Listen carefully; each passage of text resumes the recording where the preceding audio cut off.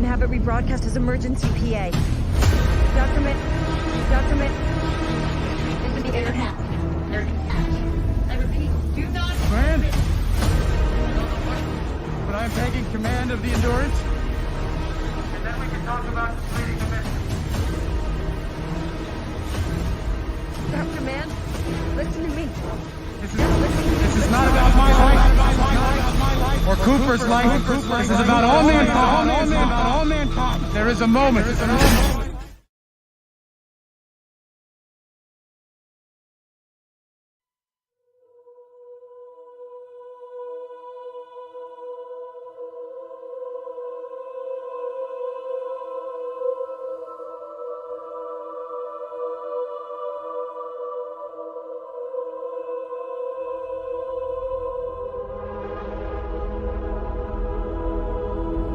See, what we call God depends upon our tribe, Clark Joe. Because God is tribal. God takes sides. No man in the sky intervened when I was a boy to deliver me from Daddy's fist and abominations. I figured out way back.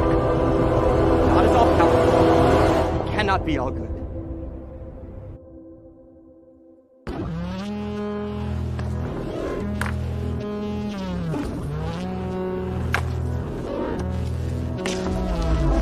Something, isn't it? We men in Kansas live on a pancake, so we come to the mountains. All downhill from here, down to the floodplain, where I'm at the bottom of the world. I remember one season when water came bad. I couldn't have been 12. Dad had out the shovels and we went at it all night. We worked till I think I fainted. We managed to stop the water. Saved the farm. The grandma baked me a cake.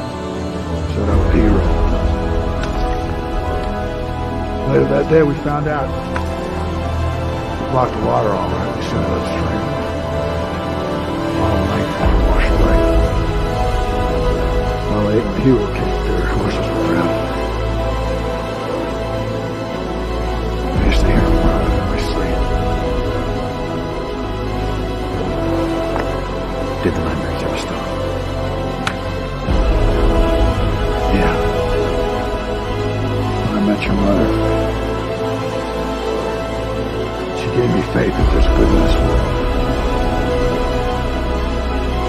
She was my world.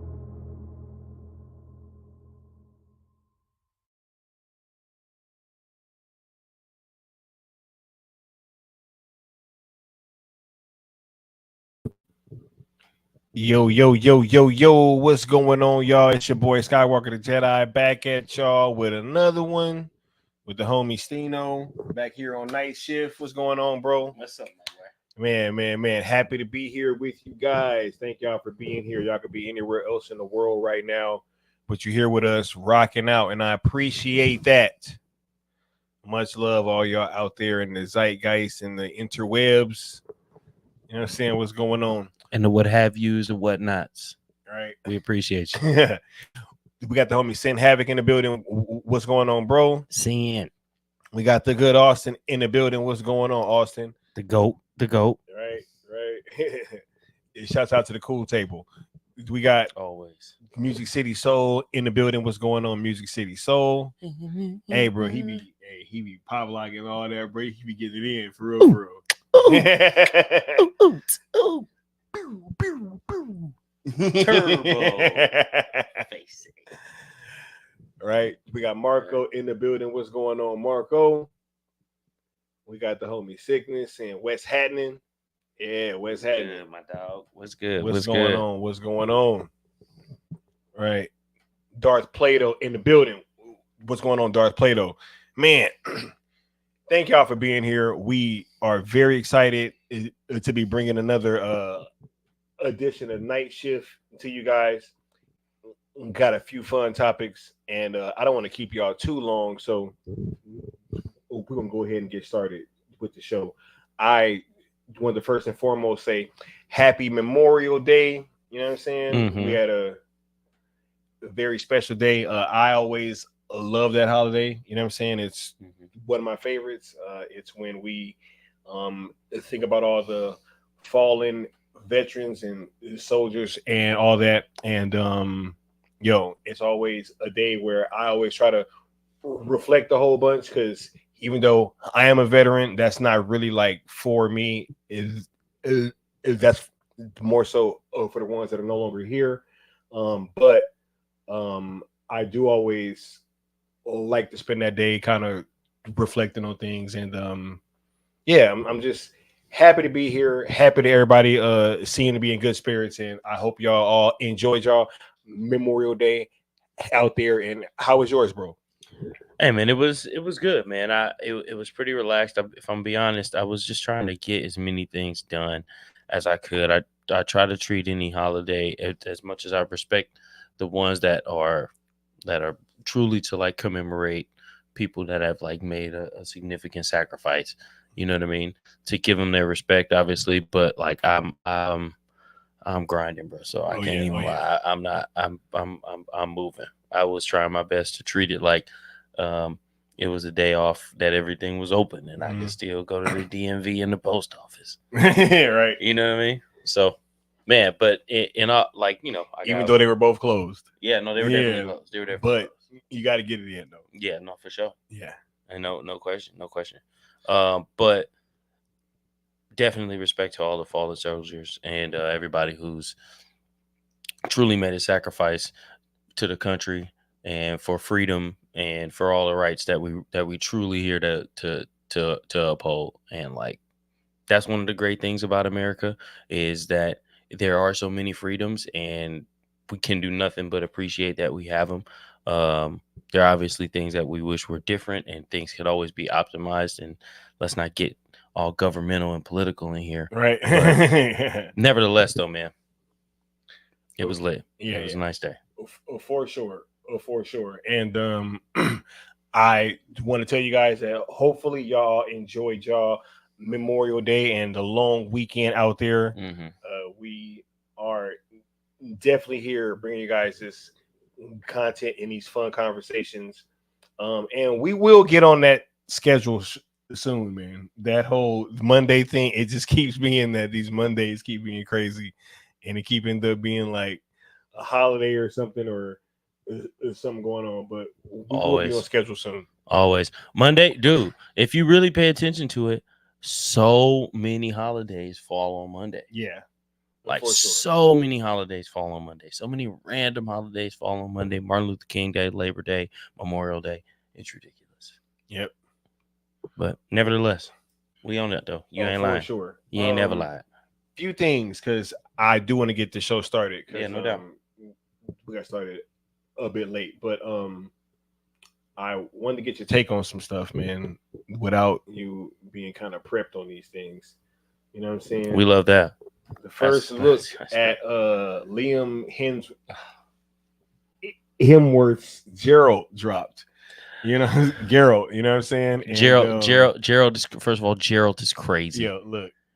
Wait. Before you pull the image up, I saw this on the ticker that this is something that we were gonna have, that we were about to look at, and I was just like, well, I haven't seen it, so unless he has the image prepped and ready to go, then I don't really have to. Yeah. Oh no, I definitely got it. Yeah, no, that's clear. Okay. Right. Let's see it. We got two images that dropped. Okay. You know what I'm saying? We love it. This first one is of Geralt from the back. You know what I'm saying? Pause. Right? Pause. How does that look? Does that scream Geralt to you? I mean, the silhouette is less imposing as Cavill's, I can tell. That's but for sure. you know, aside from that, this is all right. Look, if you show me this photo with no context, I would know what I was looking at. I can say that much. Okay, I would know what I was seeing, or what attempt, you would what the attempt, 100% know that this was Geralt with The Witcher. All right, right. I would know that. Right. I would. So far, I would know that. This is not like. This is not. It's not revealing much. This is just a photo of him from behind, which is crazy. And we're gonna have to keep saying that until you change the image. Yeah. Right. Nah.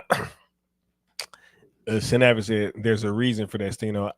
I think that's what he was talking about with the holidays landing on Monday. We got Josh Herrera in the building. What's going on, Josh?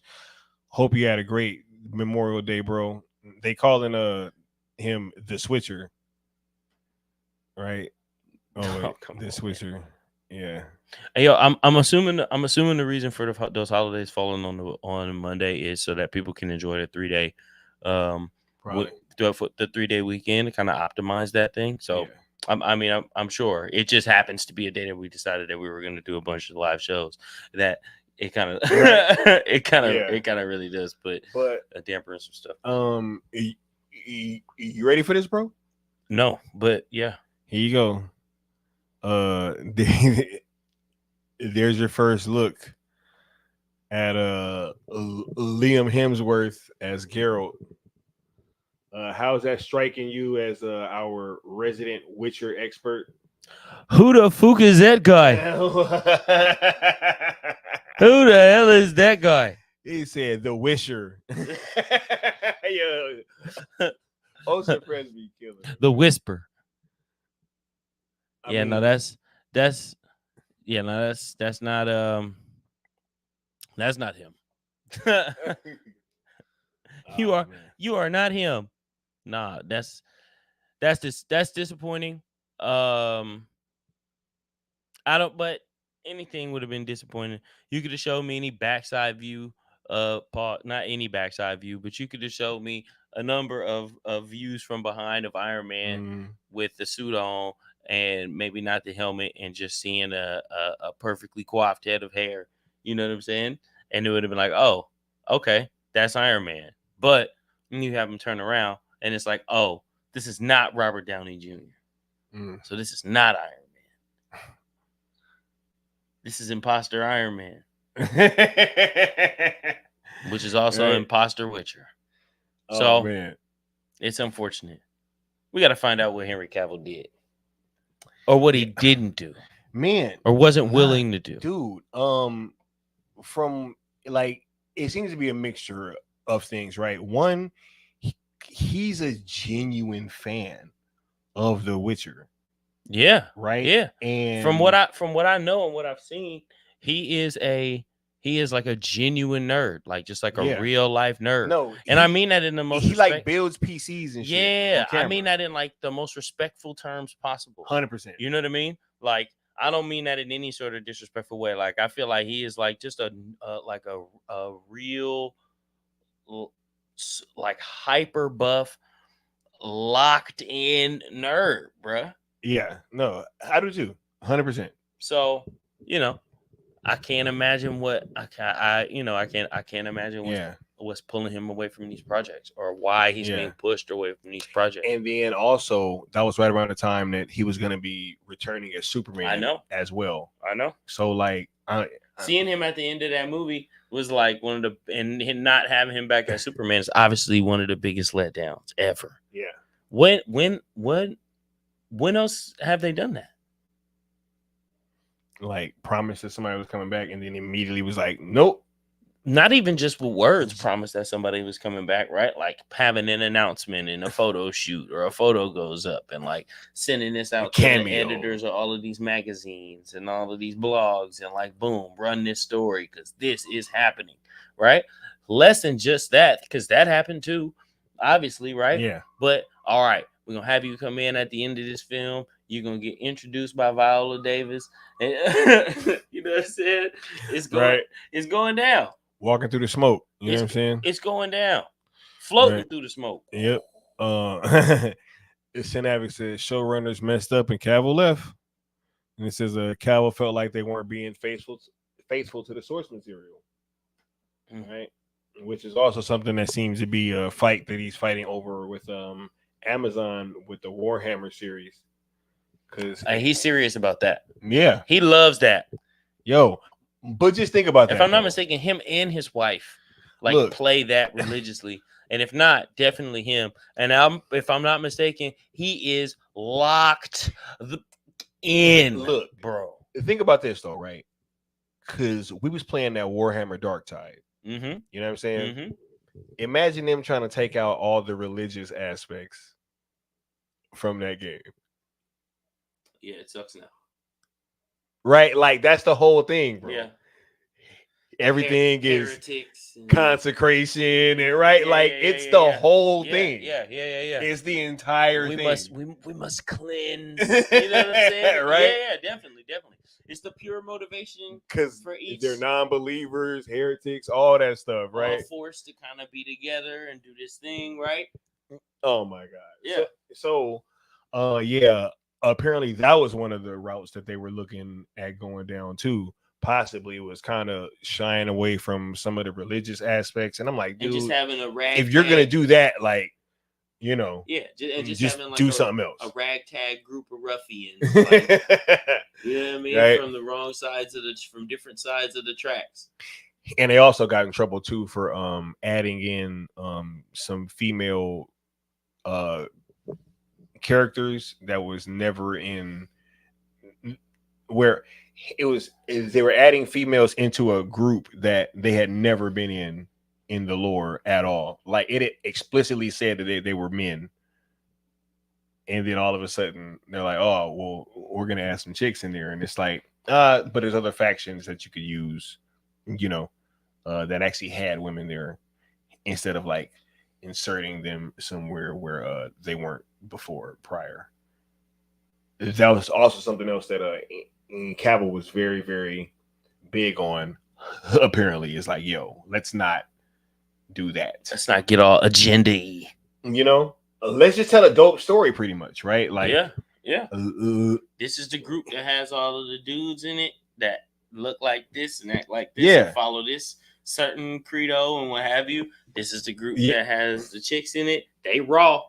Yeah. You know what I'm saying? Right? You may feel like they shouldn't be able to get into this group, but maybe by the end of the movie, you feel like, wow, their group by themselves is strong enough on their own. Yeah. Maybe that tells a strong enough story to where they don't have to be added into a place where they did not previously exist, to show that there's no such thing as a group that has rules, regulations, and standards for whatever. Yeah. It's like, I can't go and join a sorority. You know what I mean? That's just not the way it goes. I have to go join a fraternity. Yeah. You know Yo, and what's wild is too, is that they actually like went to the company and like had them add in something in, or they pretty much changed up their appendix or whatever and try to say, oh, but they've always been in there. And they're like, no, they clearly weren't. And y'all clearly just added in this verbiage like just now. like yo, I don't know if y'all thought that y'all weren't gonna get caught, you know what I'm saying? But like people actually like this stuff. So they really wild out. You know what I'm saying? Yeah. But we don't know if you know, if they're still dealing with some of those issues, but hopefully they get them worked out. Because I think that, look, if you want to see what your franchise looks like, if Cavill walks out, look no further than The Witcher and what we're seeing right now, where pretty much, I mean, hey, this is our resident Witcher expert, And We're disengaged. We're disengaged. I must say, bro. I could not be more disappointed. Yeah. I could not be more disappointed. Yeah, this is dumb. This is just a bad move.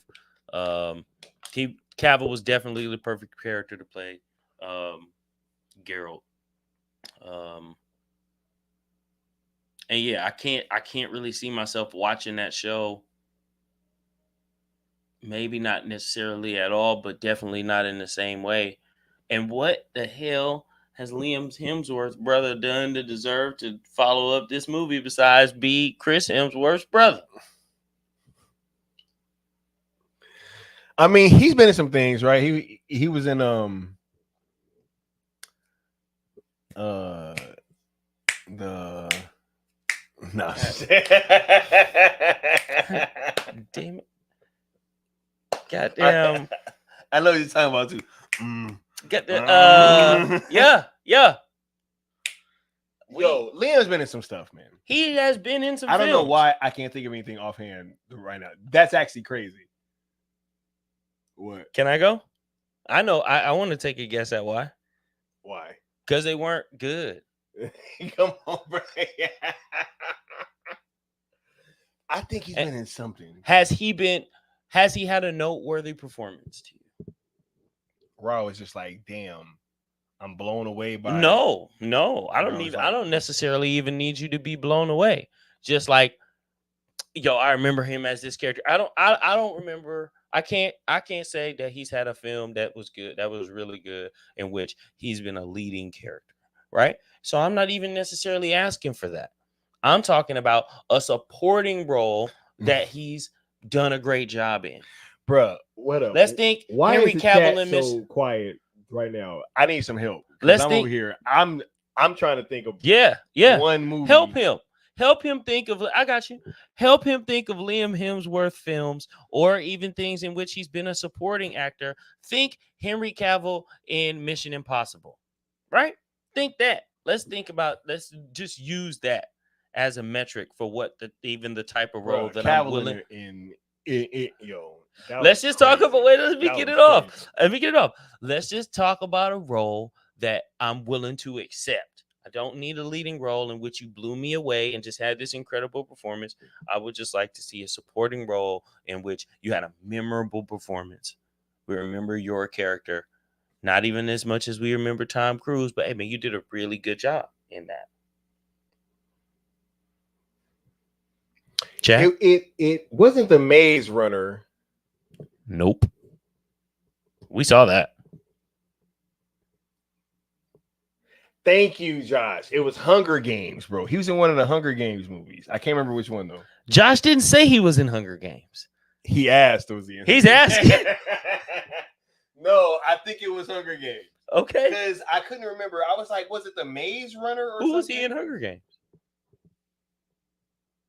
Which one was he in? He was in one of them. Ask Josh.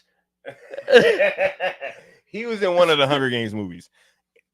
It wasn't the first one, Also right? said, yeah, No. Josh. No, it wasn't the first one. I don't think it was like one of the sequels. Yeah. I ain't gonna be the one to tell you. Come on, man. I ain't even know who Chris was when the Hunger Games came out. Let's get real. He said, I have no idea, right? Bro, I don't remember it. Hey, man, look. He said he was in Hunger Games. Osa said he was in there. Dude, I remember when Leon said what his nickname was for him. He called him the Lesser Hemsworth. Bro, like, yo. When that was it for me, bro. Lesser Damn, Hemsworth is flight. They said he's in 4 Hunger Games films. 4? Wait a minute. Does that? He's in all 4 of them? Now. let's Wait, pause. he's in all 4 of the Hunger Chat, Games movies. Chat. Thank you. What do you say? Anatoly? Nah, it was Sin Havoc. No. I was trying to see if that was Osa who was saying his name. Oh no, in the films. But no, nah. does that make my point? Oh no, I'm saying it's only right there. He's been in 4 films, 4 Hunger Games films. You saw him. I saw all 4 of them. Why don't I remember him in Me all 4 of the too. movies? Me too. He said Hemsworth with a discount, bro. I'm done, bro. Dollar Tree Hemsworth. Man, look. I ain't trying to get him like that. I ain't trying to get him like that. Yeah, I'm not. I'm really not. The question that I'm asking, or what? No, listen to me. And what I'm posing is not to do that either. It's really just to have a simple.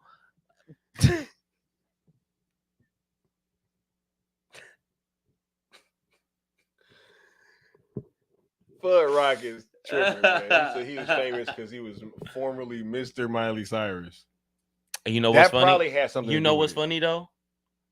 An image pops up in my head when that happened. When you think about that, I think about him and Miley Cyrus on the red carpet taking a picture in front of a Nickelodeon sign.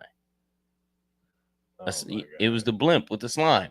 I remember this, right? I remember that. But what I don't remember is him acting. Come on. That's just what I'm saying. I'm just saying. I don't remember that. No, that's crazy. Bro, I do not remember him in all 4 Hunger Games movies, bro. That's crazy. Who does he play? Who lived through all 4 Hunger Games movies? So he's one of the only people who lived through all the movies and we don't remember who he was? That's crazy.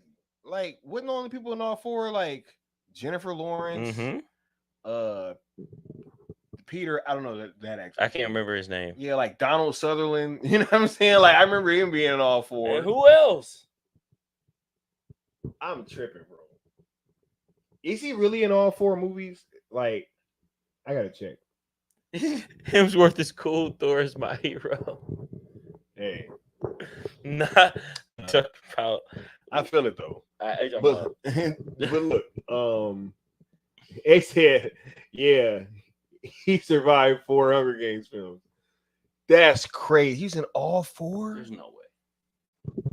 All right, go ahead. He said there's no. Bro, tell me what his character's name is. I am. He said, "Poor Liam." Somebody give him a cookie. Look, shout out to Liam Hemsworth, yo. Keep getting them checks. You know what I'm saying? And I ain't never against somebody getting work. I'm just saying, yeah, I really don't recall him being in all 4 films. That's wild.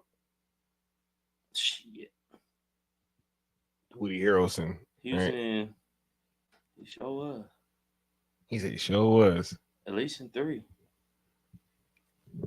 Oh no! Yep, he was in all 4. Golly, Right. he was in Man. all 4. But let's go ahead and let's move the show forward a little bit. What was his name though? Gail Hawthorne.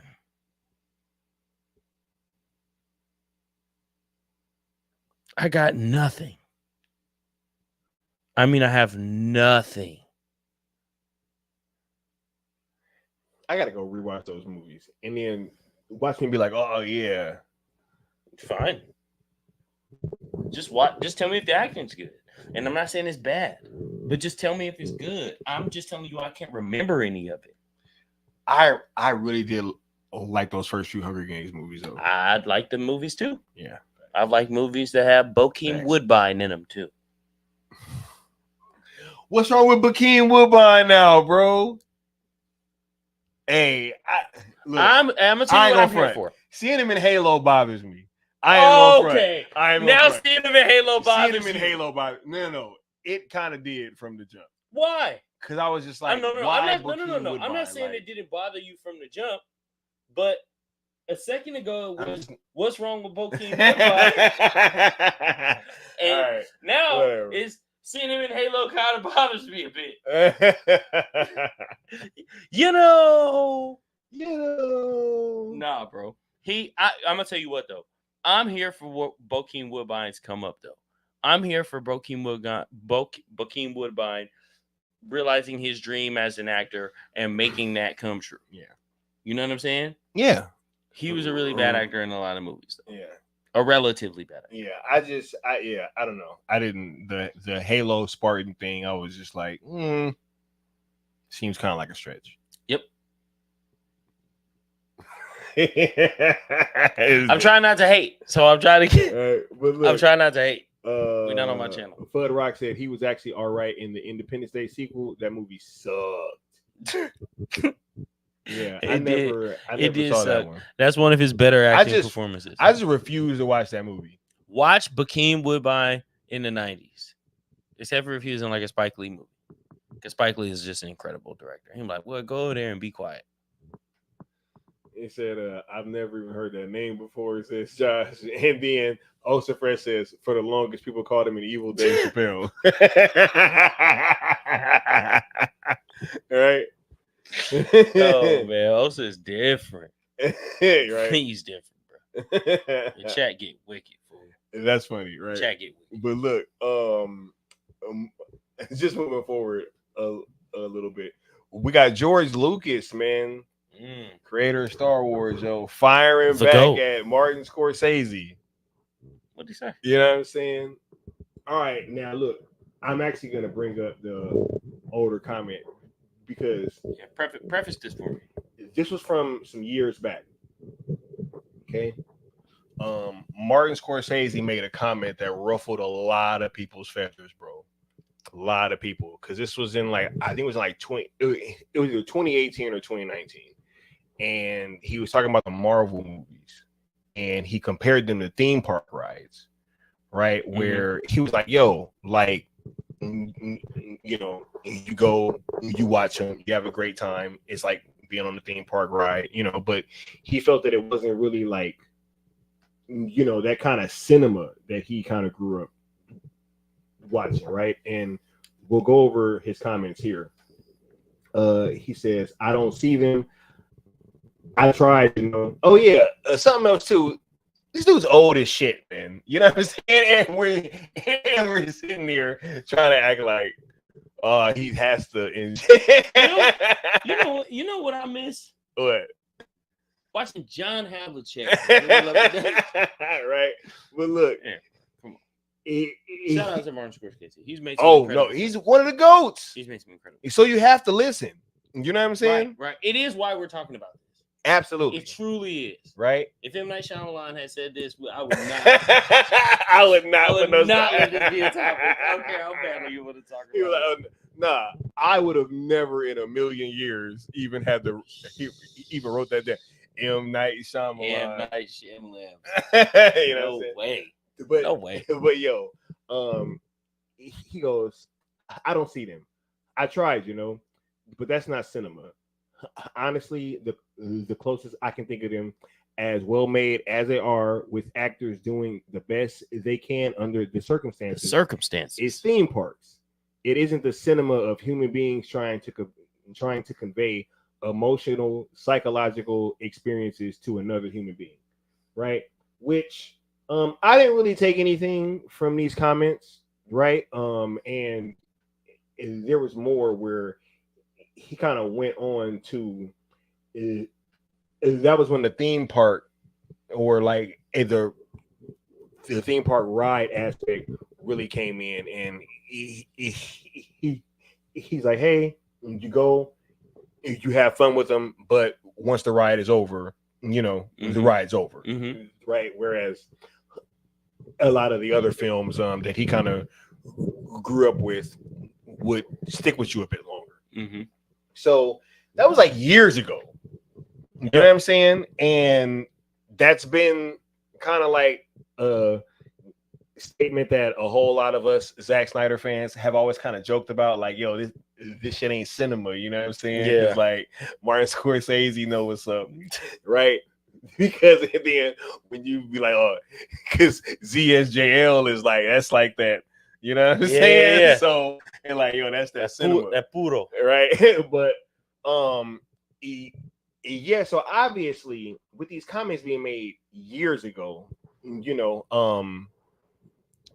some of the actors had kind of spoke out about it. I know that Chris Hemsworth did at one point. He said he was actually kind of hurt by him, and there's been other actors as well that kind of came out and gave their takes too. But recently, George Lucas, man, the creator of Star Wars, kind of hit back at Martin Scorsese's comments and then actually went on to say something else. But I wanted to bring this up with you because I felt that the timing of this was a bit strange. All right, because let's see what George talking about. George Lucas comes back and says, "Yo, like, look, cinema is the art of the moving image. So if the image moves, then it's cinema, right?" And then goes on to even insinuate later that's such a George Lucas comment that Martin Scorsese doesn't even feel that way anymore. He like spoke for him and was like, "Oh yeah, I'm pretty sure he doesn't feel that way anymore." But the reason why I think that this is funny is George out here trying to put belt ass on right? No, but and here's the thing, bro. Right, is that this is right after George Lucas just got announced as having a show on Disney Plus, a Star Wars show. You know what I'm saying? So it's like he gets a Disney Plus Star Wars show, and it's cinema. And then all of a sudden the Marvel movies is cinema, and I gotta come out here and attack some 5-year-old quotes from Martin Scorsese. You making us do this, bro? This is crazy, man. Look, because he's Martin Scorsese and because he's a GOAT, your words have weight. So now we gotta listen. Facts. And because they have weight and we had to listen, we're more than likely going to remember. Especially since it's based on the topic that we are particularly passionate about. Now, with that said, we remembered. George never forgot. And when you came on over across to this non-cinema side to get a little piece of that bag and pat them pockets, which we ain't counting it. We ain't counting your checks. We ain't watching your paper. Get your paper. Get your paper, boo boo. I was actually hyped. I was like, bro, like I'm glad this is gonna add another dynamic. This adds another. This adds another dynamic. Obviously a name everybody knows, so the budget should be behind it. Like, we should be able to do what we want to do special, or he should be able to do what he wants to do special effects wise. Can't be worse than what's been going on recently. So we with it. You bringing George back? I was hyped, and all of a sudden it's like, bro, 5-year-old comments, and you coming out here. All of a sudden this shit's cinema now.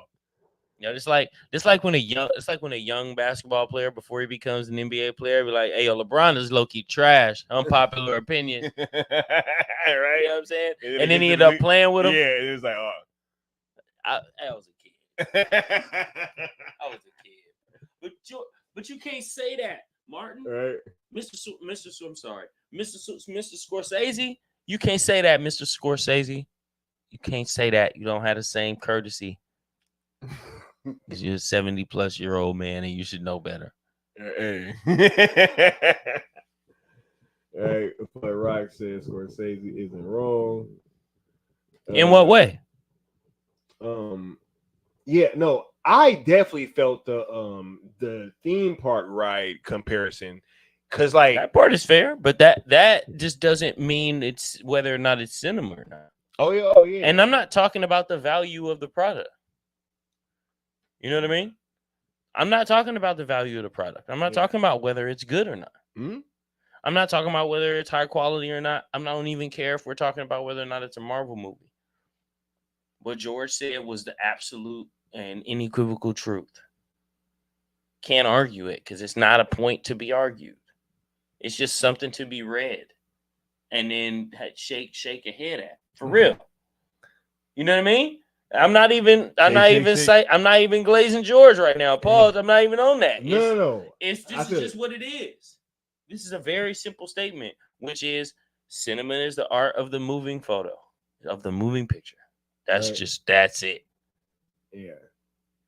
I just didn't appreciate him trying to say, oh yeah, but Martin has changed this, because Martin is kind of in recent years kind of like almost double and triple down on his statements. But if you coming over here to come get some of this bag, I'm in the same. Man, George know what it is. I pretty much created the genre that we all exist in. Not Martin though. No. I'm talking about the movies that we're talking Oh, about. yeah. The movies and what have you, the Marvel and you know what I mean? Oh yeah. It's all taking a page at the very Out least. from Star Wars. Of Oh, 100%, absolutely. you know what I mean? Absolutely. Like all a these true big budget fucking, you know what I'm saying? 100%, Yeah. bro. A true pioneer of the genre. You know what I mean? CGI. It ain't this. You know what I'm it saying? ain't that. It ain't cinema. So no. I'm with George on this. Now but you want to come over here and get some of the bag though. I'm sure he thinks it's cinema now. I'm with George. I'm not gonna hold you. I'm with George. I ain't watched Goodfellas in a long time. You know what I'm saying? I ain't tripping. The Departed. That was a great movie. That was a great movie. Such a good movie. Right. But I'm not saying, look, this is not about George or about Martin. You know what it is. I know. You know what it is. It sound like Martin was hating just a little. He ain't never gonna put me in a movie. It sound like Martin was hating just a little bit. You know what I'm saying? Sound like Martin was hating just a little bit. George caught that and was like, okay, say less. Moved on, didn't say nothing. But then that came right across his desk, as you know. Ain't no coming across the desk. He had to sign. Ain't no coming across the desk. You think he was like? You think he was sitting there? No. I'm saying that Martin is going to be working or wants to or is interested in. No. Martin's not going to Disney. George is. No, I thought you said Martin is coming to work with Star Wars. No, George Lucas is. Oh well, I mean that's my point. Oh, is that George? Wow, so George is just bigging himself. Yeah, bro. He's not even pushing on Martin. No, he's just saying, "Oh, since I'm back, in cinema now. I'm back with Disney. I'm working with Disney now. So I bet George thinks it's cinema now. So or I now, bet Martin thinks it's cinema now. So now everything that Disney does is cinema. See, no, I like that too. No, I like that too. I feel it, but it is a different.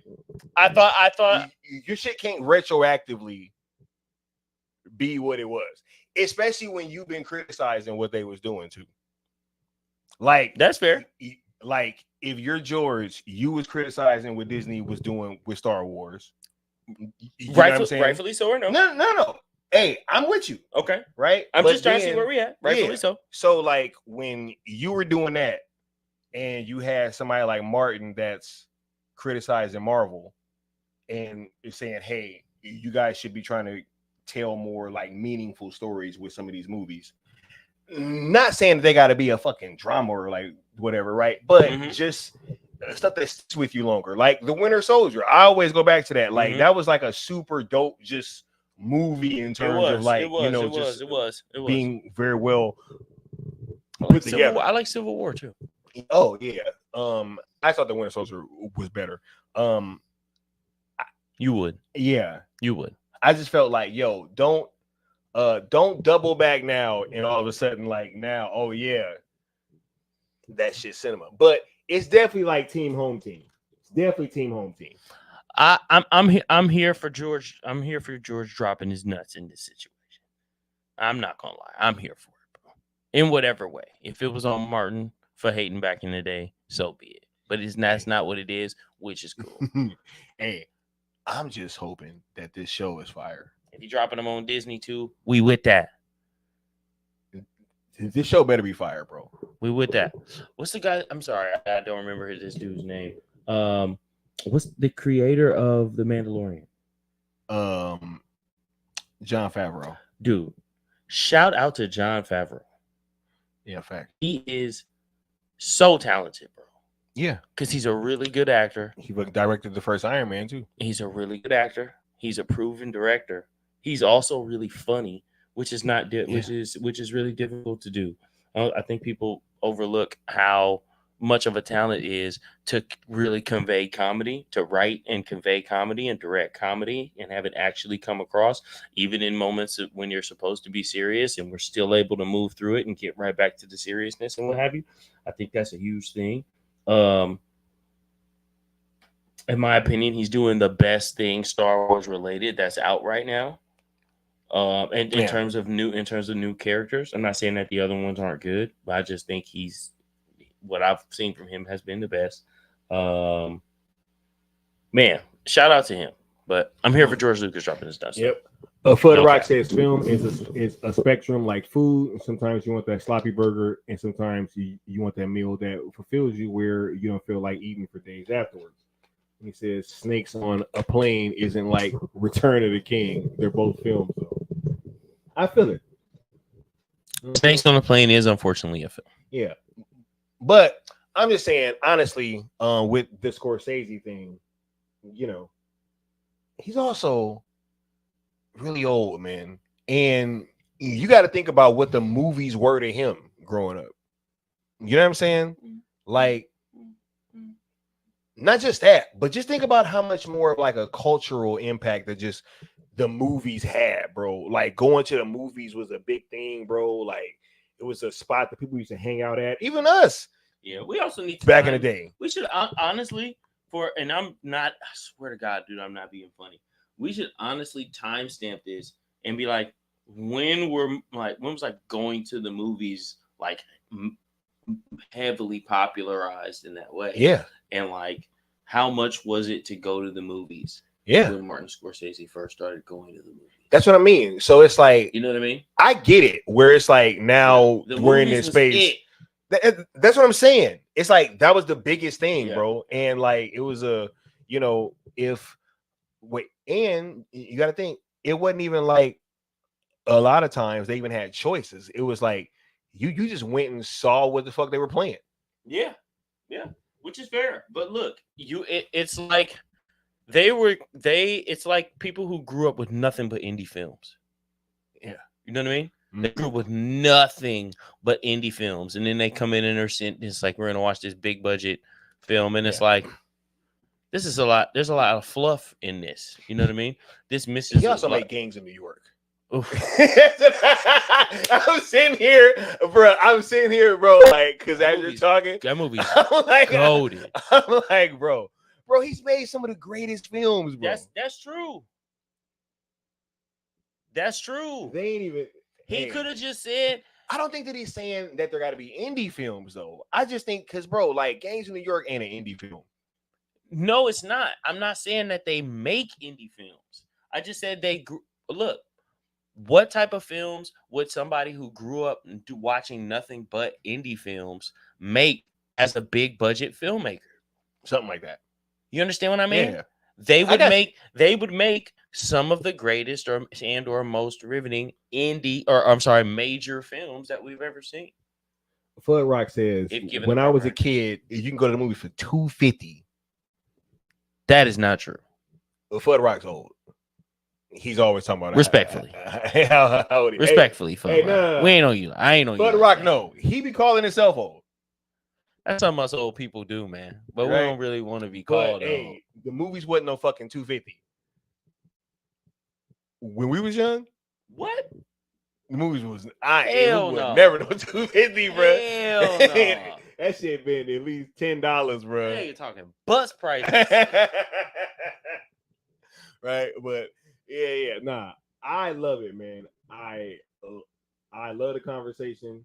You know, he said he's 51, so $250 on Tuesdays. George is paying like cool quote 25 cent 60 cent movie joint. Bang. You know what's crazy? I bet you they were still complaining about the popcorn prices. Hey, I was just about to say popcorn was probably like 15 cents. Hey, Fud Rock, what y'all complaining about the popcorn prices? How much is Let popcorn? me know. Was popcorn more than the movie? Because if they was complaining, then I don't know. They were like, "Oh my god, can you believe this? Whole dollar, whole dollar." You know what I mean? Nah, that's dope. There's no way, bro. That's dope. He's not old enough for older than that much older than us for that to be that crazy. $1 for some popcorn, right? Oh my god! That's like when you was in the South, huh? You be in the South, Oh, seeing yeah. the gas prices and maybe complaining. You be like, well, yeah, right. Nah, for sure. But yeah, we got Mama Bear Art Dog in the building. Thank you, Mama Bear. There she go. All right, thank you so much for being here. But we gonna move forward with the conversation. I just wanted to talk about that George Lucas, Martin Scorsese thing. This Synaptic says tickets are like $30 right now, $65 for IMAX. I want to know where in the hell is Sin Havoc going to the movies at? Where it's $65? Bro, I just went to go see Furiosa in IMAX. That shit was like $24. Thank you. $65? Where are you, Sin Havoc? That dude live in San Francisco. That's crazy. It is. You live in like Silicon Valley or something like that. It's an NYC. Up. Makes sense though. Okay. They are gouging y'all, bro. You have to leave. Sense. You have to leave. They are gouging y'all. That's crazy. That is nuts. Bruh, I remember when I was out there, that was in like 2007.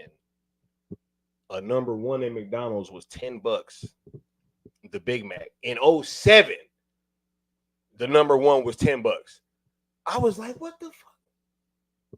They didn't even have a dollar menu. I'd be out. They didn't even have a dollar menu. I'm out there getting that chopped cheese. And the lettuce was all brown and shit. Chopped cheese. That's the only thing I eat when I'm in New York. Well, no. Their Jamaican food is good. I eat a lot of their Jamaican patties. Their Cuban food is really good. Dominican food is really good. But if you're in New York, man, and if you either go to a good restaurant or eat on the street, bruh, no hot dogs. Oh shit. Necron said, I remember when the combo was $3.33. Wait, what was the? Wait, so that's what? A popcorn and a drink, or a popcorn, a hot dog, and a drink? Or is he talking about the number one at McDonald's? No, I think he's talking about the movie combo. The movie combo? Yeah, that's the movie combo, right? It was, yeah, movie combo, popcorn, and drink, maybe some candy. I don't know if they was doing. They was doing that at one point. You can get all three. You can get popcorn, drink, and candy. I think for at one time we can get that for like $8-9. Bruh. You're not getting that at all, bro. You know a bottle of water is like $7 right now. Oh no, he was talking about McDonald's. $3.33 for a number one. That's crazy for a Big Mac, fries, and a drink. Crazy. That's crazy. I remember when a Big Mac Solo was $1. The Solo Big Mac was $1. Yeah, this is a better conversation, bro.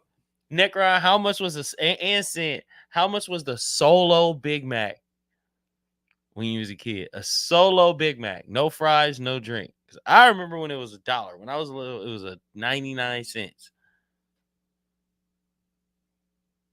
Mama Bear said McDonald's used to be cheap. I used to be hitting up that dollar menu like crazy. When they had that dollar menu, it was over. The 2 for $2? It was over. The breakfast, the They greatest had the double cheeseburger. The actual, not the McDouble. Not the McDouble. No. That horse shit. Yeah. It's a jip. Yo, how much does that second slice of cheese matter on that? It's McDouble versus double cheeseburger. It's make or break. It's crazy. It's make or break. It's really crazy. There is no not second cheese. The meat. If I'm eating at McDonald's, First of all, which is crazy. Y'all see? If I'm eating at McDonald's, the meat to cheese ratio needs to be 1-to-1 every time. He said about 125. Crazy. No way. How was the Big Mac 99 cents? Because that didn't last for that long. Oh. It really didn't. $1.25 for the combo or just no, for the burger. This is crazy. They playing with these prices. They bouncing all over the place. That whole double cheeseburger versus McDouble shit was the biggest crock. Bro, ever. What about when they used to have the sausage egg McMuffins, 2 for $2.22? I stopped messing with one of my homies because he wouldn't give me 2 double cheeseburgers. Why wouldn't he get you 2 double cheeseburgers? couldn't. It was do $2.14. Facts. And I offered to give it to fucking get it back. I literally just didn't have my card on me. And I had been paying for this motherfucker to go to the movies and all kind of shit. Oh yeah. Yeah. So we was in the mall, like, yo, dollar menu. Grab me 2 of those real quick. Swear. Got you back. Oh, can't do it. You ain't got 2 hots? You got $2 with me? All right, cool. Yeah. fair enough. That was a wrap. I ain't mad at that. Picture because look, with the homies, you ain't never taking tallies on stuff. Yeah. But like, You know what it is. you know what I'm saying? We ain't gotta know. We I ain't can't gotta get know the score. $2. We ain't gotta know the score to know who winning. I can't get $2. $2 is crazy. And we bought 4-5 movie tickets deep. I can't imagine being out and us going to get something to eat and me getting some food and you not getting no food. If I normally get 2 sandwiches, I ain't going nowhere if I can't buy nothing out the dollar menu. Bro, it was crazy. If I ain't got a spare, he could have got it. No, he could have got it. It wasn't like I ain't got it. It was nah. Just I was like, all right, for sure. word. Anyway, look, this is going off the rails. As we should be, bro. As we should be. She said, I missed the 2 hamburger meal. Man. That was a beautiful thing. Yep. Foot Rock said everything is crazy expensive now. I used to be able to get comic books for 50 cents. Wow. Bro, you see? I told you. Wow. I told you. We got integrity in the building. What's going on? Much love. But let's move the conversation forward a little bit. Mm-hmm. Wake Up Dead Man. Oh, Wake Up Dead Man announced at Netflix. Now, if you don't know what this is, Stino, this is the next movie in the Knives Out series, bro. Mm-hmm. You know what I'm saying? Wait, have you seen the first 2 Knives Out movies? Of course. You got Knives Out, and then you got Glass Onion. Start to fit multiple times. Right? Seen both multiple times. So now we got Wake Up Dead Man announced over at Netflix. Benoit Blanc is back. This is his most dangerous case yet. Let's get it. You know what I'm saying? Now, here is my thing, Stino. Netflix, they didn't even start this Knives Out series, bro. Like, this thing started over at another studio. The first movie was released theatrically, right? It was in theaters and all that. And Netflix saw the potential for it, and they bought the rights for the films going forward. And man, they really is killing it in terms of like bringing people these things that they may or may not have been getting more of, if not for otherwise, them stepping in. So how do you feel getting more Benoit Blanc, you know what I'm saying, more Knives Out universe stuff? Yeah, I want to use the sports analogy to describe what's happening from my perspective to a certain degree. I feel like old world movie studios looking at the landscape as if it's going to remain the same as it always was, and that the status quo will remain. And no matter what movies we put out, I'm Fox, I'm Miramax, I'm Disney, and this is not about them specifically. They're just I'm just using them as an example, right? I am traditional old world movie media, right? What I put out, you will slop up in a bowl. You know what I'm saying? Eat the slop and the seconds. You know what I mean? You'll take you'll take a sequel of this garbage too. Yeah. You know what I mean?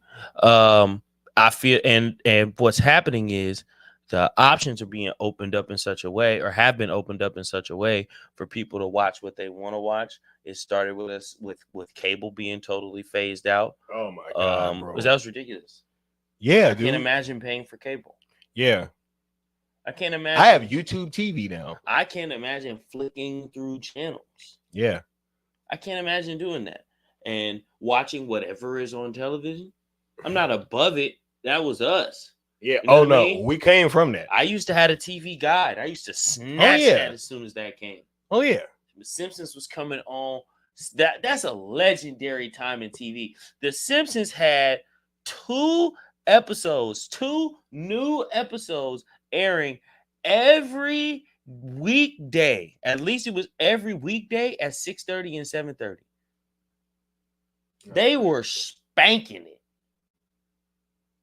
The Simpsons really been putting belt to ass for a long time. I'm not even gonna lie, bro. Yeah. You cannot even lie. But to get back to my analogy, because I don't want to get too off, what Netflix is doing and other streaming services as well, but Netflix is doing the best job of it, and they're obviously who we're talking about, so let's keep them as the example. It's like the NIL. Yeah. I agree. You know what I mean? It's like name, image, and likeness in college sports. It's not. We're not going to just continue to go to you if the product is bad. The field has been opened up in such a way that there are still films that can be made. There are so many projects, so many talented people that can still put these things together with or without you. Yeah. With or without you. And then after doing that, I can get more eyes on my film more times by having it on Netflix than even having it in your on your big screen. We have a way bigger audience than all you guys. To the point where if you want me on the big screen after doing my Netflix films, you're going to have to pay me. Bro, matter of fact, they got that film on Netflix, Hitman. That shit's playing at Alamo Draft House. So like they I love even the Hitman games too. I actually played them. No. It's not based on that. No, I know. It's starring Glenn Powell, right? He's like, yeah, I love Agent 47. Right?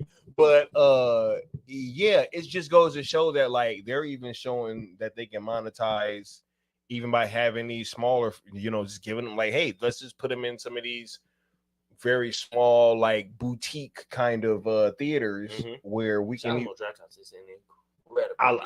I love that place, man. You were right.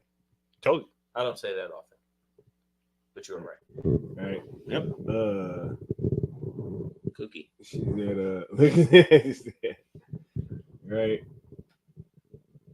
Necron says, looking at the TV guide to set the VCR timer to record late night sci-fi and horror and Skinemax. Hello. Woo! Hello. Come on, man. I used to have the Johnny rigged up cable, the one that had the box with just the red numbers on it. It had nothing else but them little red numbers on it. That and if it was off, the TV was off, it'll show the time.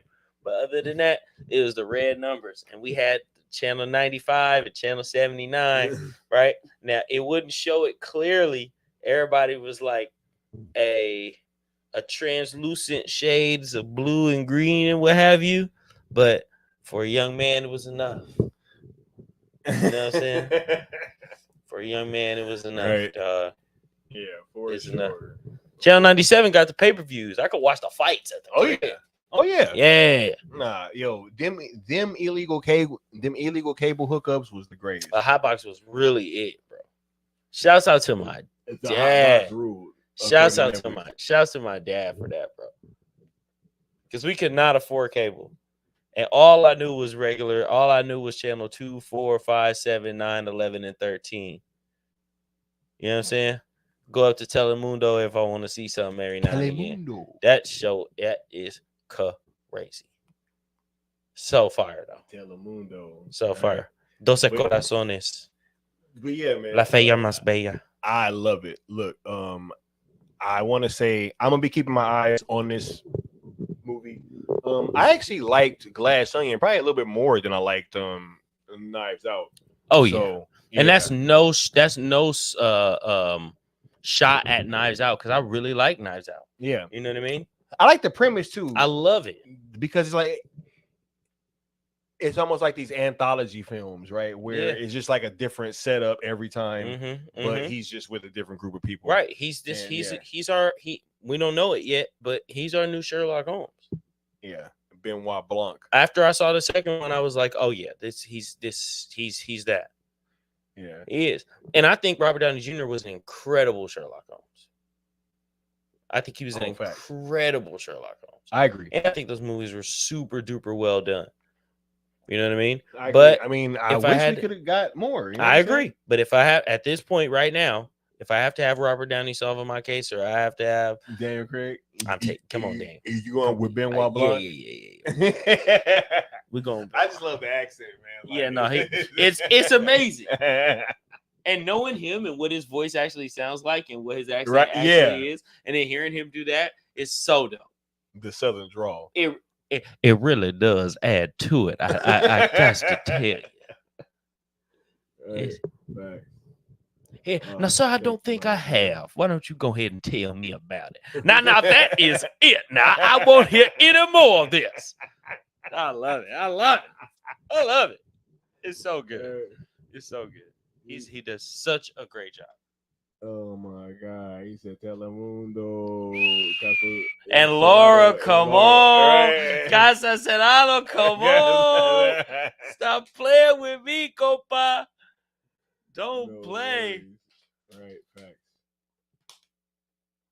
Yeah, I'm definitely gonna be keeping my eye on Wake Up Dead Man over releasing next year. So it's a 2025 thing. We with it. We ready? All right, and last but certainly not least, we got Furiosa, Mad Max Saga. No spoilers. Right, non-spoiler. You know what I'm saying? This was a shot that I took from the theater, like the little poster. You know what I'm saying? Right outside the screening. Okay, I'm asking questions, man. I'm asking questions. Yeah, I'm asking the questions, dog. So, being the only person in the room who's seen it, how did you feel? We know what you wanted. We know you wanted a sequel to Mad Max. We know that y'all wouldn't say that you were totally disappointed. That's not the word I would use. There was a little bit of apprehension in whether or not you were going to enjoy this film, strictly based on we know who you are, right? Give the fans what they want, man for the people. We know that. AK-47 up in the crowd, standing up on the podium. So, with that said, how did you feel about what you did see? Man, all right. So when I went into this film, obviously I had to kind of check my expectations somewhat because like you said, I did have a fundamental issue with this film going into it. Like, you know what I'm saying? Palpable. Yeah, no, it was definitely real. Yeah, definitely real. Now I would say watching it, I was of two mindsets, right? Me looking at it for what it is and looking at it through the lens of what I wanted from the universe. Looking at this film for what it is, I would say that it was a great job of expanding the lore beyond just Max, right? And really kind of letting people know more of what's going on and how the wasteland kind of operates, right? You do get a bigger sense of that.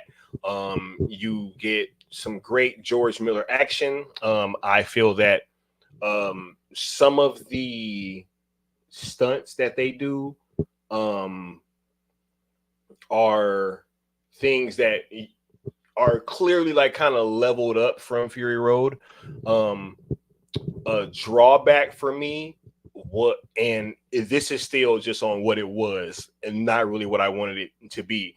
The first Mad Max film had a very like ultra like tactile feel, right? Whereas like almost all of the stunts, I mean, obviously you could see that there was some CGI in there, but the vast majority of the stuff, it looked like hyper real, you know, like they were like really out there crashing these cars.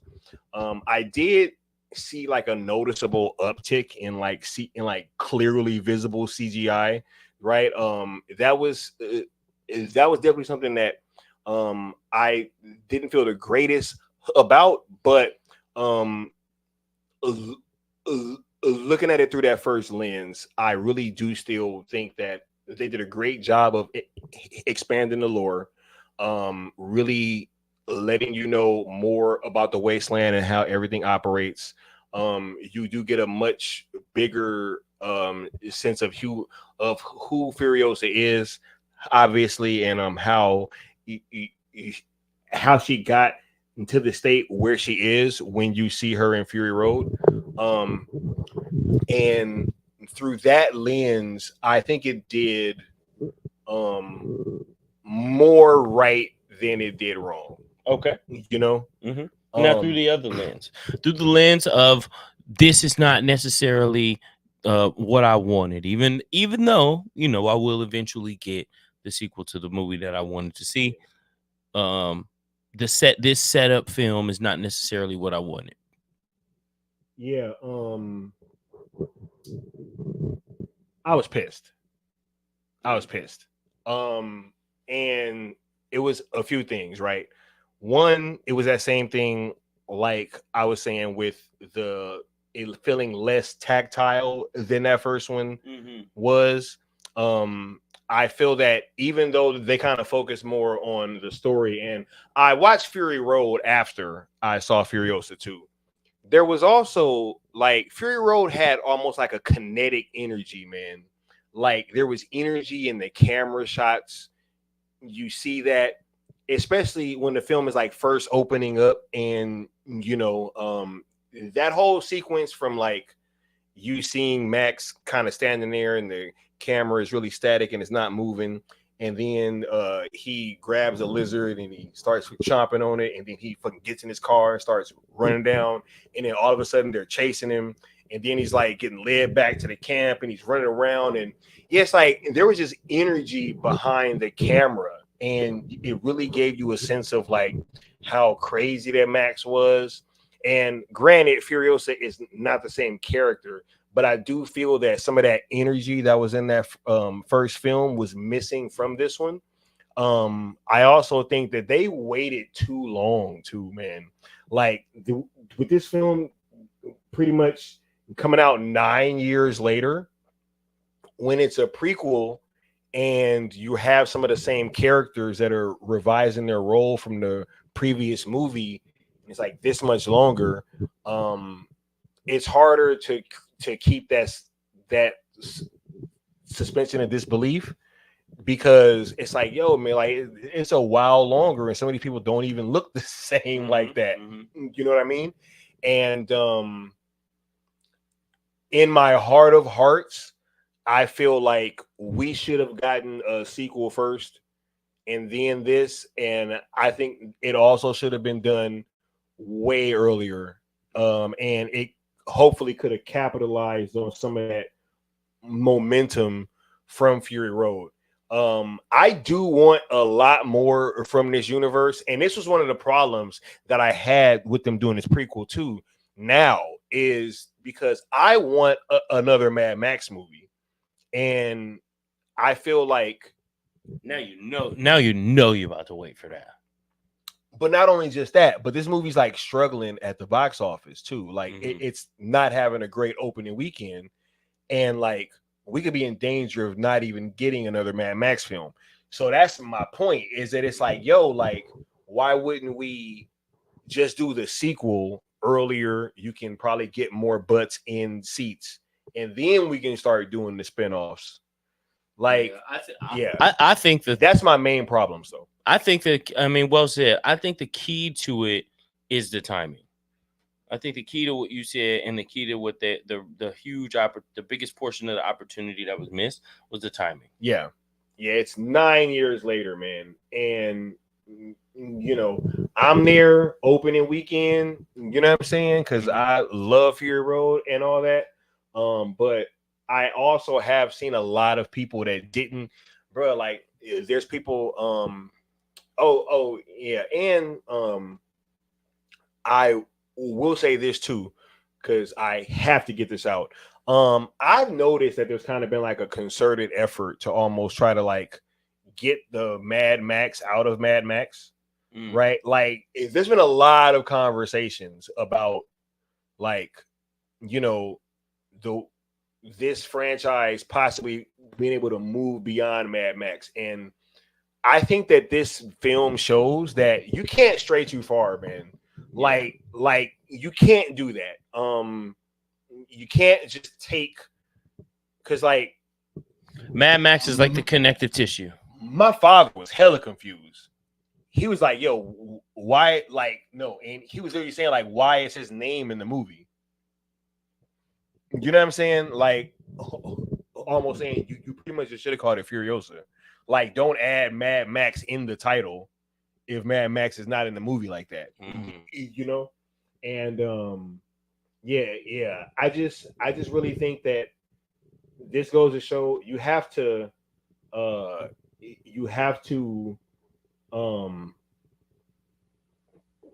yeah, he said my theater was dead. They want a Wasteland IP. Yeah, and it's like don't is that I look, it's really tricky when you start trying to like take the main characters out of franchises and try to, like, you know, create something going like beyond what they kind of represent. And I really do think that this film kind of is like a shining example, all shiny and chrome, that you can't stray too far. I feel like this is about as best as they could have made a movie in that IP without having Mad Max in it for the majority of it. Do you feel like it would have been better as a TV show? I felt, you know what? Thank you for bringing that up. I did kind of feel like this would have been better as an HBO Max series. Like after the sequel. That's why I was so confused. I was like, man, we could have, like, if y'all want to expand the IP and expand the universe, I get that, you know, but hey, do the proper sequel. And then if you want to do this stuff, like, I wouldn't have minded this being like, because thank you for bringing it up, because I just thought about this too. It's like this movie was lengthy, but I still felt like there were some questions that I didn't have answered that should have been. Yeah, right. Like I was just thinking that while you were saying it, because when I thought about the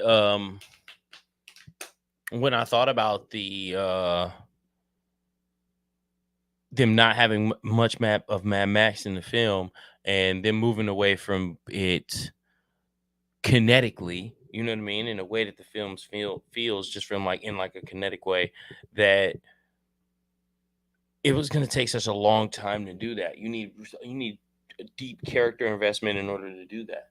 You know what I mean? Yeah. People are going to have to be insanely excited about the product and what they've seen from it before, or the characters that they've just seen, or the character investment based on where you're going is going to have to be really strong for you to take it into in such a different direction. And I feel like a TV show, it probably gives you more time and space to operate and I would have definitely taken this as like a HBO Max series that would, and they probably could have made it even a bit longer, and I would have been there because you could have got there was a lot of hours you could have got 8 hours of stuff out of it, you know. Yeah, you know, or even around 6, like I think it would have been cool. They probably would have been 45-minute episodes. Yeah. I would assume with this, if it would have came out on time, they would have been 45 minutes. Yeah. They would have invested 45 minutes a week into it. Yeah. I just really think that would have been a much better way of expanding the universe rather than like doing this prequel all this time later, and then we're hoping that we can get another sequel. You know? I think at this point, if in a way, it's just how fast everything is moving in general, and life in general, the fact that I can get a fully cooked meal brought to my house from like any restaurant that I want in like 35 minutes, you know what I mean? That level of convenience and speed in general, I feel like if you plan on doing this, people are going to have to either do it with old school IPs that they're comfortable investing in, right? So they can put the bag together to do it in the way that Zach is doing it right now. Film all of them. Yeah. Run them straight through. Film all of them. Just get If it you over want to be with. a part You of know this what I'm saying? project, Yeah, just get it then over this with. is what we're doing. We're getting all of it knocked out. All of it, all of it, all of it, all of it. Yep. You know what I mean? El Necron says, I wish Max would do a Tales of the Wasteland series. That'd be fire. crazy. Sin Havoc says Furiosa should have been a spin-off TV show, more time to tell the story. Yeah, that's exactly what I'm saying. Yep.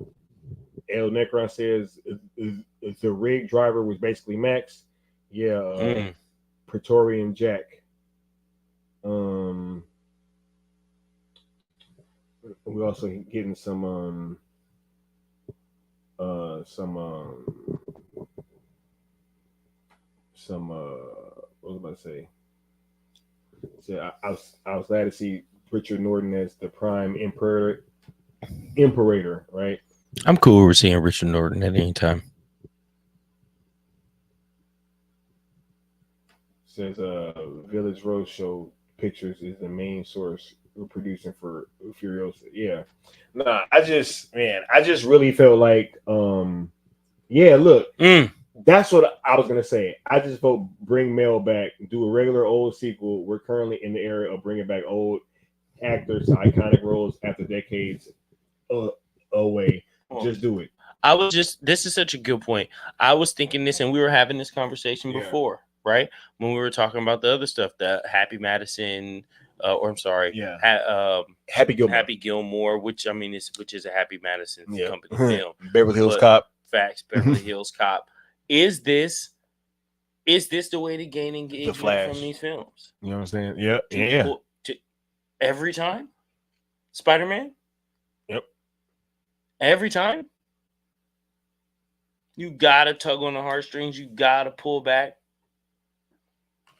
Every hit record that comes out right now has to be a sample. Crazy. Yeah, and they just sped up and got a few extra hi-hats and taps in them. Yo, what's wild is too, I would really dig that whole Mel Gibson thing. Yeah, of course you would. I really do think that's the best way for him to go. Wow. Even if he fucking directs it too, I wouldn't even mind him doing that.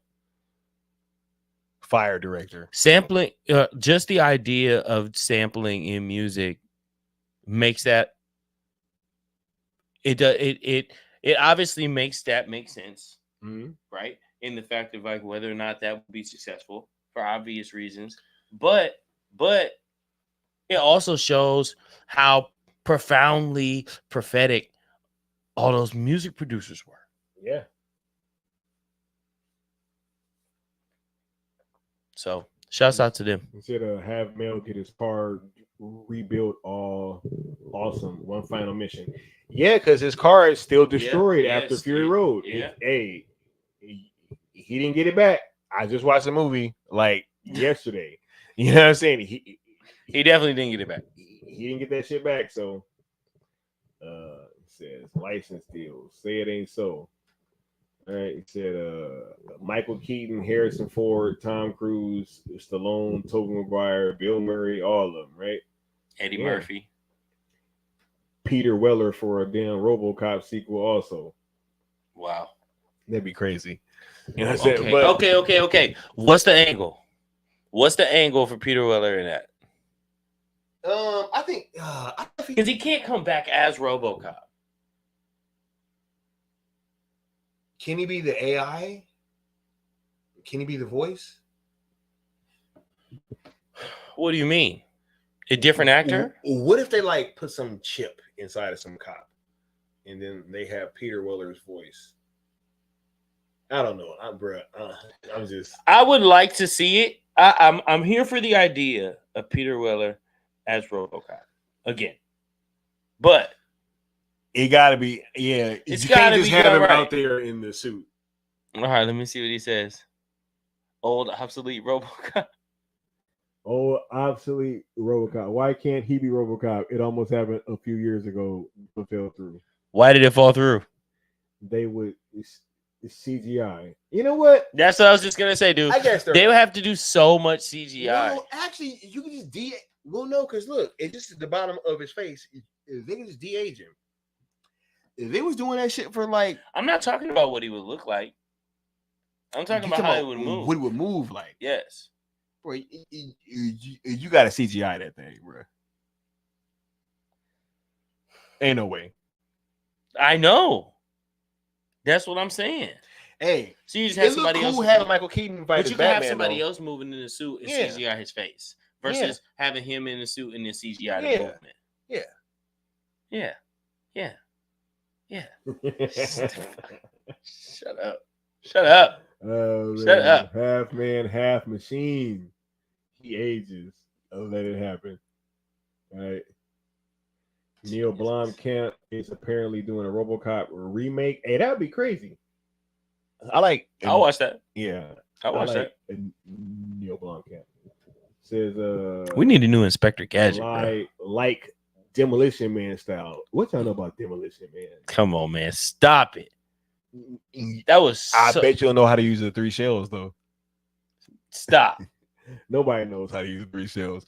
Yo, that shit is a mystery.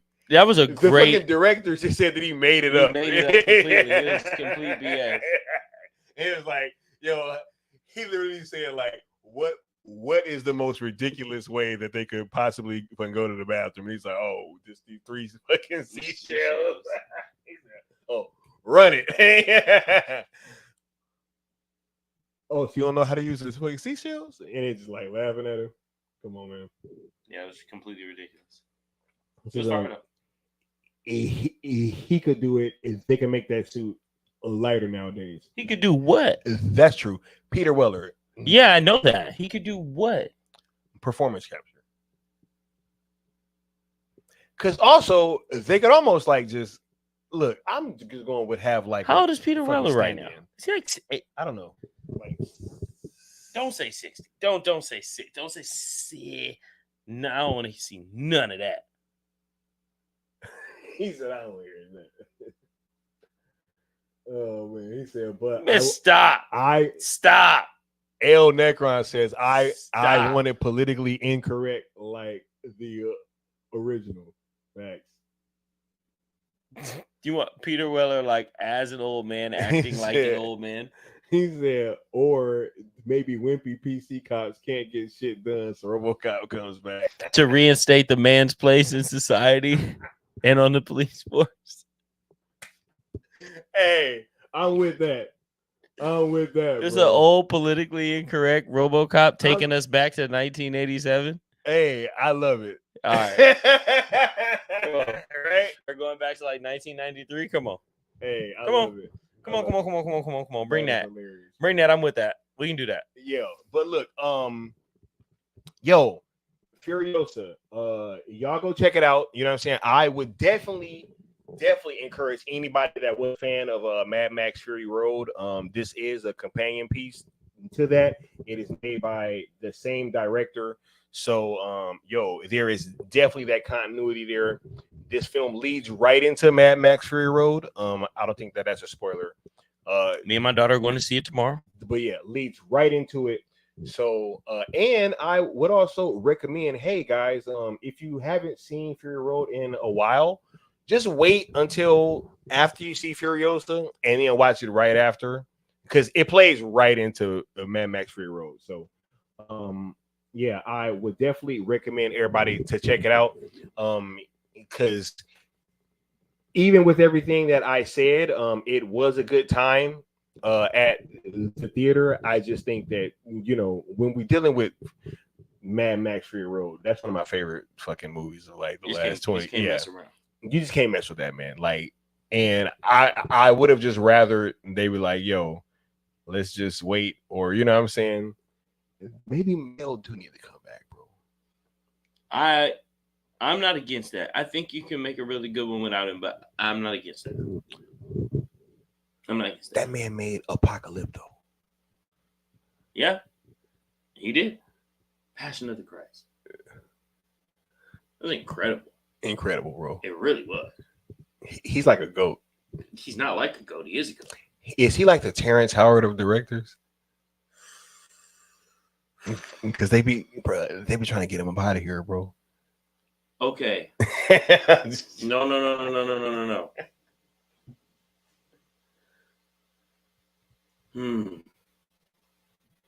Mel Gibson is like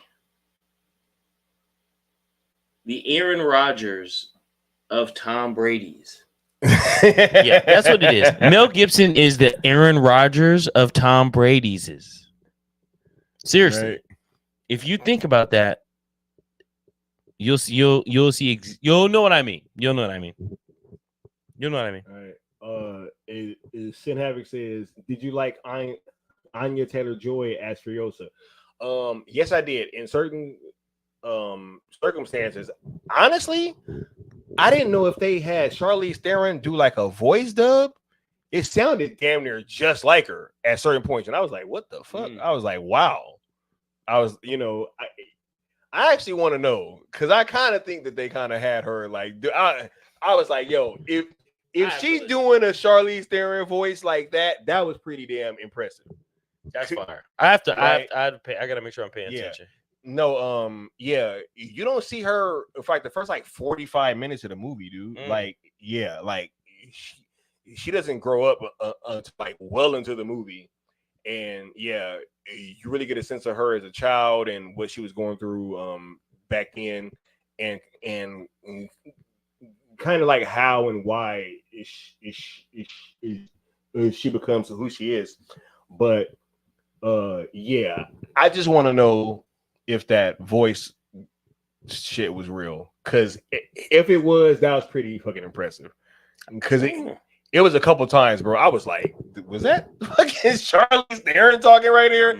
And they do it at a time where like her back is kind of like to the camera, and I was like, did they sneak her in the movie, bro? Like, I was like, I don't know. You know what I'm saying? Like, but crazy. I gotta peep that. He says, yes, Furiosa is good, says El Necron. Yeah, I had a good time. He says also it made a female lead believable in action movies. Shouts out to that.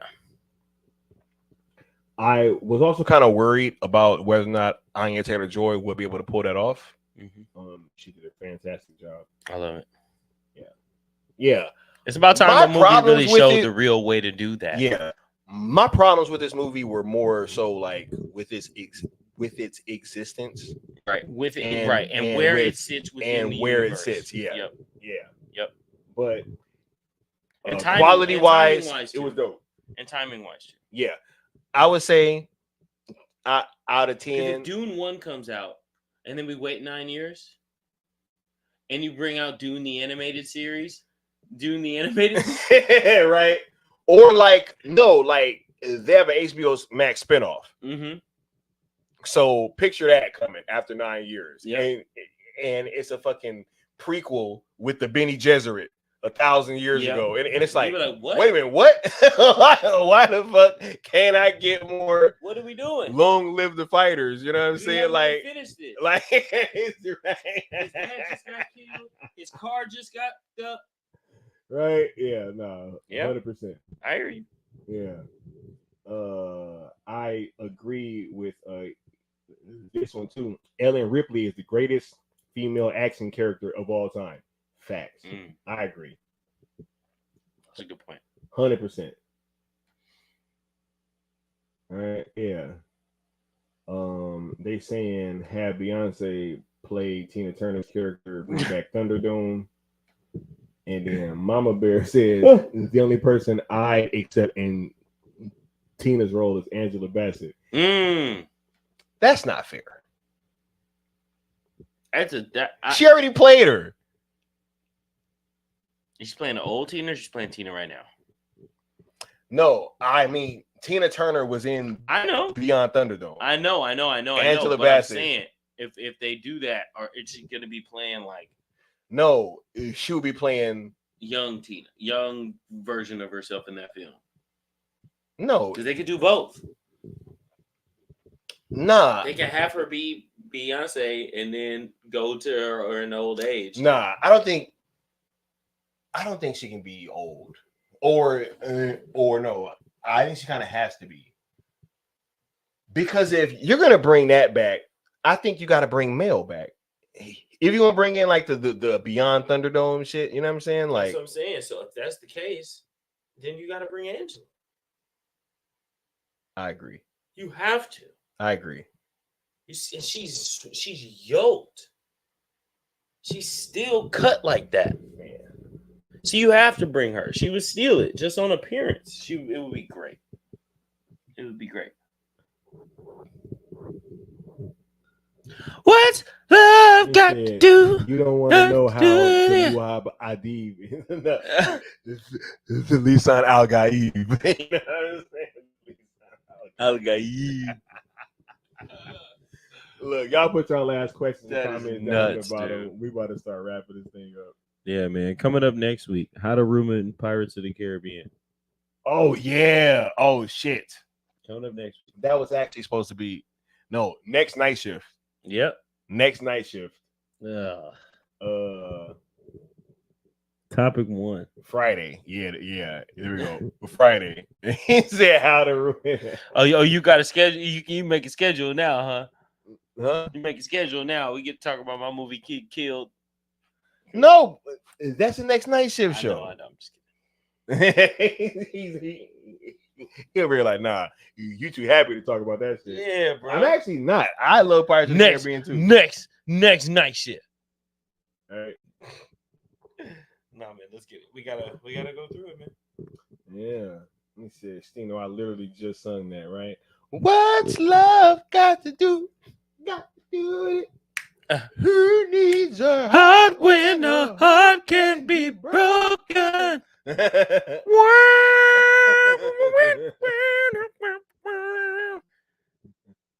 Saxophone solo. Bruh, did I tell you that somebody just found out about? Wait, was it my mom that just found out that Bobby Caldwell wasn't black? Yep. That was crazy. It is. That was crazy. Yep. She was like, "You knew?" Yeah. The internet age, dog. Crazy, yo. Can't keep nothing from us, man. It said, "How to Ruin Films," presented by Stino and Skywalker. Right? Hey, facts. They over here. Feel free to ask. Look at yeah. Pirates of the Caribbean. What do the people want? I know what they want. What's that? Barbie. Look. I thought she was just coming because the other girl wasn't coming back. He was like, Keira Knightley, right? Right. You was like, she gonna be in. I'm like, cool. Yeah, he was like, cool. And then I was like, bro, no, it's gonna be like she's the main character. No more Captain Jack. He is like, trash. I know. And what did I say? I know. He was asking for the bag, and I was like, I don't care. Give it to him. Yep. Yeah. And they said, if they offered you $300 million, would you take it? He was like, nope. I was like, bro, I'd have came and like, yo, 301 million. I bet you he'd have said, yeah. Ain't nobody Johnny Depp is not turning down 300 M's, bro. For one film? There's no way. For one film? One film? I think it probably would have been. Or it would have been a two-parter. I think it's a two-parter. Possibly a trilogy. Two-parter with the possibility of a trilogy. 300 million up front. Facts. 301. Just because you said that you wouldn't take it for 300. Because I'm gonna give him that he would probably stand on that. I think he would too. You know what I'm saying? I think he would. But too. hey, 301 though. Yeah, the devil, looking right in his eyes. Looking right in his eyes. Yo, oh man, this is great. Integrity says, did you guys see the new Apes film? I don't know if you saw it. I haven't seen that yet. I have a review. We talked about that on Night Shift, right? Last week. Oh, wait a minute. No. Did we just review it or preview it? No, I saw it. Wait, did I see that? I think I reviewed it, if I'm not mistaken. Yeah. Oh, no way, I did see this. What a wonderful day. Did you? I didn't see it before the review. I've seen it since. Okay, yeah. I've seen it since. Well, hey, since you saw it, right? What's your thoughts? Because Integrity's asking. Mine are up on the review. Yeah, You know facts, what I'm facts. Nah, dude, I thought it was dope. I thought it was dope. Pretty much everything that we were talking about came true. I love the way that we got to see how all of the tribes worked. I would have liked to see more of that. I know what told mean? you, bro. Yeah. I really wanted there was more of no that. kingdom until like the end of the movie, and it was Yeah. like, bruh, It's I like- want to see more of the Yeah, I want to see shit. that was like my main takeaway. Proximus. I loved everything. I really did. I really did love the movie. I love Proximus, bro. Yeah, he's a dog. I love Proximus. I was like, bro, I wanted He's a more of beast. Proximus. He's such a beast. He's such a beast. He's such a beast. It's too new. I don't want to add too many spoilers for it, but I really wanted to see more of that. I wanted to see more of the inner workings of the society, the political hierarchy and aspects and how they move, and you know what I'm saying? Yeah. Like I felt like it was a little bit too much trilogy setup, and like they should have been focusing more on like actually making this movie dope. Yes. You know the trilogy is coming after, and the trilogy is coming like 20 minutes into the movie. Yeah. It's like, yo, we're already setting up all these threads for future films and right. stuff. And I was It's like, you hear him mention stuff, and you're like, well, we ain't finna get to the bottom of that by the end of this movie. right? Nah. Facts. For sure. Look, I want to thank you guys for showing up to another edition of Night Shift. We are about to get on outro. We already ran over time a little bit. Just a little bit. But much love to all y'all for rocking out. I want to thank you guys. Be tuned in tomorrow on Stino's platform. We will be going live over there. Got a lot to discuss in terms of some basketball topics as well as some music topics as well. Oh, it's going down. Yo, I gotta get your damn channel on here. Somebody put it in the chat.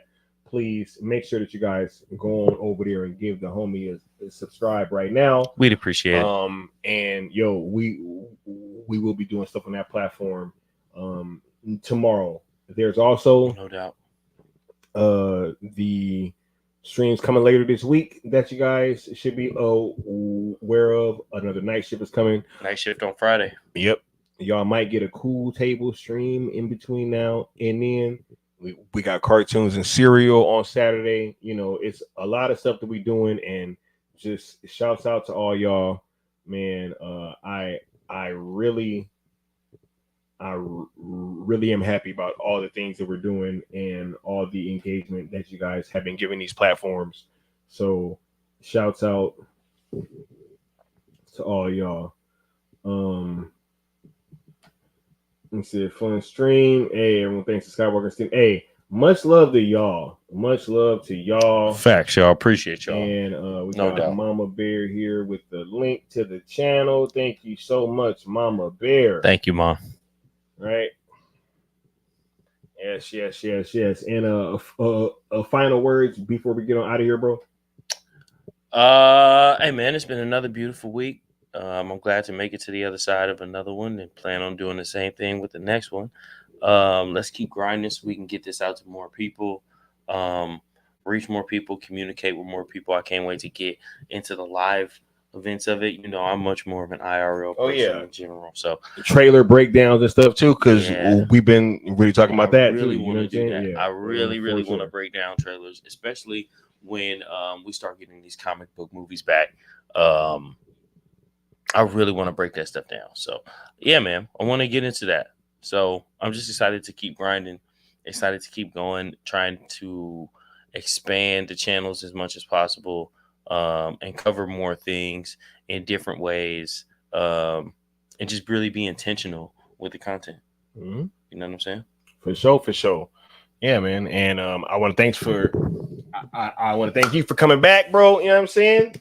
Locking in, and we're gonna get it y'all next time, yo. Y'all be tuned in, be safe, be easy, and we gonna be gone. Peace.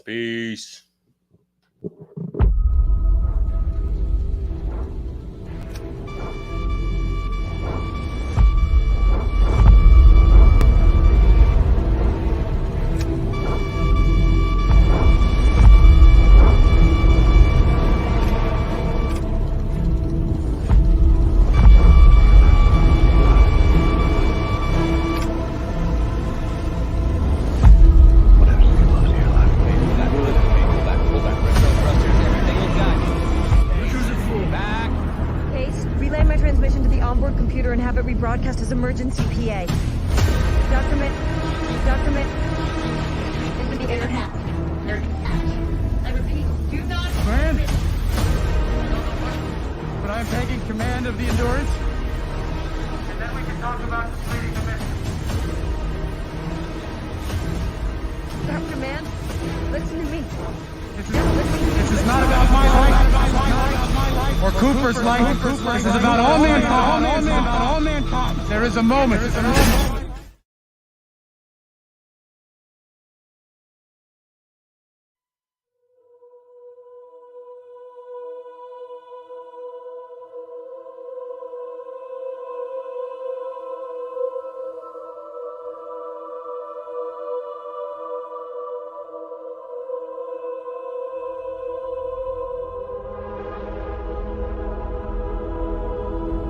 See, what we call God depends upon our tribe, Clark Joe. Because God is tribal. God takes sides. No man in the sky intervened when I was a boy to deliver me from Daddy's fist and abominations. I figured out way back.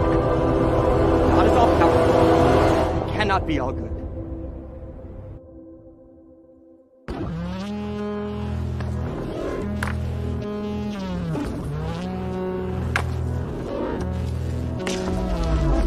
Something, isn't it? We men of Kansas live on a pancake, so we come to the mountains. All downhill from here. Down to the floodplain, where I'm at the bottom of the world.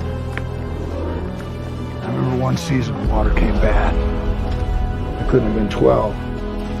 Dad had out the shovels and we went at it all night. We worked till I think I fainted. We managed to stop the water. We saved the farm. My grandma baked me a cake. Said I was a hero. Later that day we found out. We blocked the water all right. We sent it upstream. All night water washed away. While I ate my hero cake, their horses were drowned. I used to hear them running in my sleep. Did the nightmares ever stop? Yeah. When I met your mother, she gave me faith that there's good in this world.